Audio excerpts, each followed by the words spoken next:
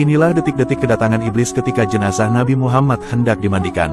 Dikisahkan, dahulu setelah wafatnya Nabi Muhammad SAW, muncullah sebuah kejadian gaib yang menakutkan.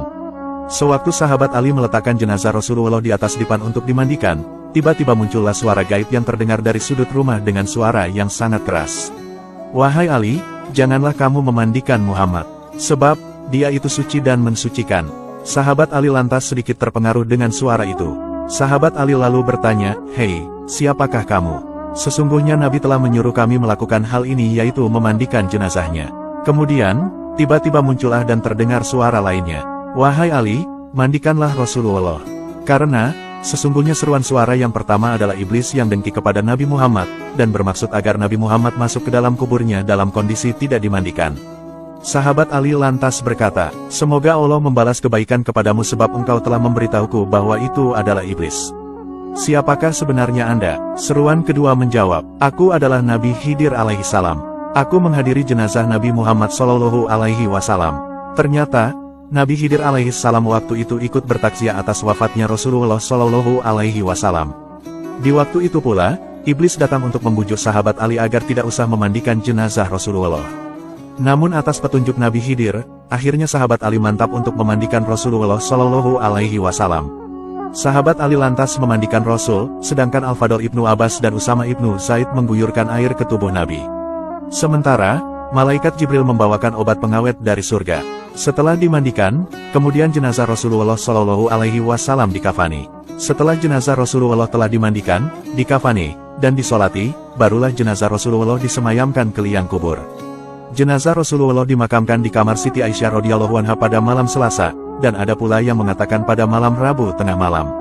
Siti Aisyah lantas berdiri di atas kubur Nabi dan berkata, "Wahai orang yang tidak pernah memakai sutera dan tidak pernah tidur di atas kasur yang empuk.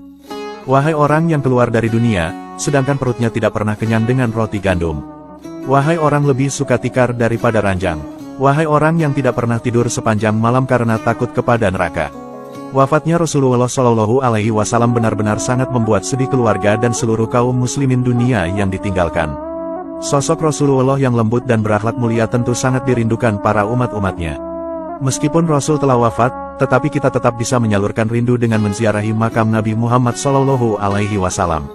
Islam menganjurkan umatnya untuk berziarah ke makam Rasulullah SAW di Madinah. Kalau menziarahi makam orang tua dan makam orang saleh dianjurkan, maka makam Rasul SAW lebih layak lagi untuk diziarahi. Selain untuk mengingat kematian, ziarah kubur di makam ulama dan para wali, terlebih lagi makam Nabi Muhammad SAW yang berdaya guna untuk meraih keberkahan. Rasulullah SAW sendiri menganjurkan umatnya untuk menziarahi makamnya di banyak hadis. Anjuran ini perlu untuk diamalkan mengingat beliau tentunya lebih mengerti betapa tingginya kedudukan ziarah ke makam Rasul. Syekh Said Bakri bin Said Syato Dimyati dalam kitab I'anatut Thalibin berkata, sebagian ulama mengatakan bahwa orang yang menziarahi makam Rasulullah SAW berhak menerima 10 kehormatan dari Allah Subhanahu wa Ta'ala. Barang siapa yang berziarah ke makam Nabi Muhammad, maka ia akan memperoleh 10 kehormatan dari Allah Subhanahu wa Ta'ala. Kehormatan yang pertama, yaitu akan diberikan derajat tertinggi di sisi Allah. Lalu yang kedua, ia akan disampaikan pada cita-cita tertinggi. Lalu yang ketiga, ia akan dipenuhi kebutuhannya. Lalu yang keempat, ia akan diberikan banyak anugerahnya. Lalu yang kelima, ia akan diselamatkan dari bencana. Lalu yang keenam, ia akan dilindungi dari aib. Lalu yang ketujuh, ia akan dimudahkan dalam kesulitan. Lalu yang kedelapan, ia akan diringankan bebannya dalam musibah. Lalu yang kesembilan, ia dapat merasakan apa yang akan terjadi. Lalu yang kesepuluh, ia akan mendapat limpahan rahmat dari Allah Subhanahu wa Ta'ala. Bagi orang yang mampu menempuh perjalanan ke kota suci Madinah, maka selayaknya ia tidak melewatkan kesempatan untuk menziarahi makam Rasulullah SAW. Sayang sekali kalau melewatkan kesempatan emas tersebut mengingat banyak sekali keutamaan yang Allah sediakan untuk mereka yang menziarahi makam Rasul. Di samping itu, ziarah ke makam Nabi Muhammad sudah menjadi hak beliau terhadap umatnya bahkan segenap makhluk Allah.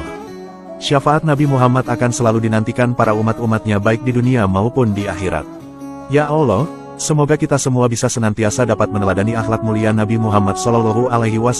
Semoga kita semua bisa berziarah ke makam Nabi di Madinah, dan semoga kita semua bisa melaksanakan ibadah haji dan umroh ke tanah suci. Amin.